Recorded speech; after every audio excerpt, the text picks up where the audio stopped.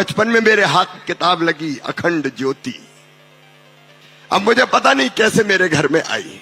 जैत में मेरे गांव में मैंने पुस्तक रखी, देखी अखंड ज्योति, और अखंड ज्योति मैंने पढ़ना शुरू किया।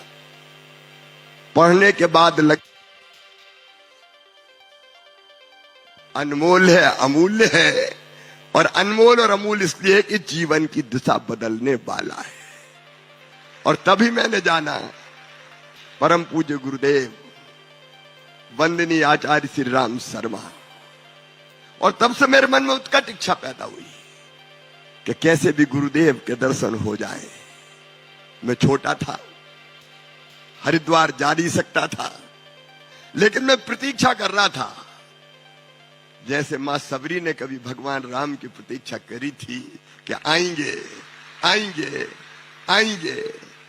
मैं प्रतीक्षा कर रहा था कि कब गुरुदेव आए भोपाल के आसपास। और जहां तक मुझे याद है 1981 में परम पूज्य गुरुदेव आए होशंगाबाद, जिसका नाम बदल के अब नर्मदापुरम कर दिया गया है। मुझे जैसे ही जानकारी मिली मैं तुरंत भोपाल से होशंगाबाद रवाना हो गया, नर्मदापुरम रवाना हो गया। शाम का समय था, नर्मदा जी का तट था। मध्य प्रदेश वासी यहां पे होंगे। सेठानी घाट एक मंच बना था। परम पूज्य गुरुदेव पधारे। उनके चेहरे पे तेज था, उनकी वाणी में ओज था, और सरस्वती जैसे उनकी जिह्वा पर विराजती थी। उनको देखा तो मैं देखते ही रह गया, और फिर मैं रात भर सोया नहीं, क्योंकि सवेरे गायत्री शक्तिपीठ का शुभारंभ होना था परम पूज्य गुरुदेव के हाथों, और उस समय वो दीक्षा भी देने वाले थे। दूर से तो देख लिया, लेकिन दिल कर रहा था कब गुरुदेव को पास से देख पाऊं, कब उनका एक स्पर्श में पालूं। रात भर जागते गुजारी, और सवेरे में नर्मदा तट पर स्थित गायत्री शक्तिपीठ पहुंचा।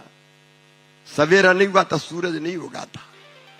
नर्मदा जी का तट, नर्मदा जी की लहरें, कल कल कलरव करते हुए पक्षी, बहता हुआ जल, सामने गायत्री शक्तिपीठ, एक लंबी लाइन लगी थी। एक एक व्यक्ति जा रहा था गुरुदेव के पास। गुरुदेव के पास पहुंचता, गुरुदेव की उंगली उठती, चंदन उंगली में होता, और उसके माथे पर लगा देते। मैं अपनी बारी की प्रतीक्षा कर रहा था। गुरुदेव के पास पहुंचा, झुक के मैंने चरण स्पर्श किए, और उनको मैंने देखा उनकी आंखों की तरफ। ऐसा लगा कि उन आंखों में जब मैंने मिलाई, नजर से नजर मिली, तो पता नहीं एक अदृश्य शक्ति थी। मैं देखते ही रह गया। गुरु जी की उंगली उठी, गुरुदेव की उंगली उठी, और मेरे माथे पर दोनों भौं के बीच में उन्होंने चंदन का तिलक किया। और उस समय अनंत और अखंड ऊर्जा से मैं भर गया। ये मैं सच कह रहा हूं, अखंड ऊर्जा से मैं भर गया।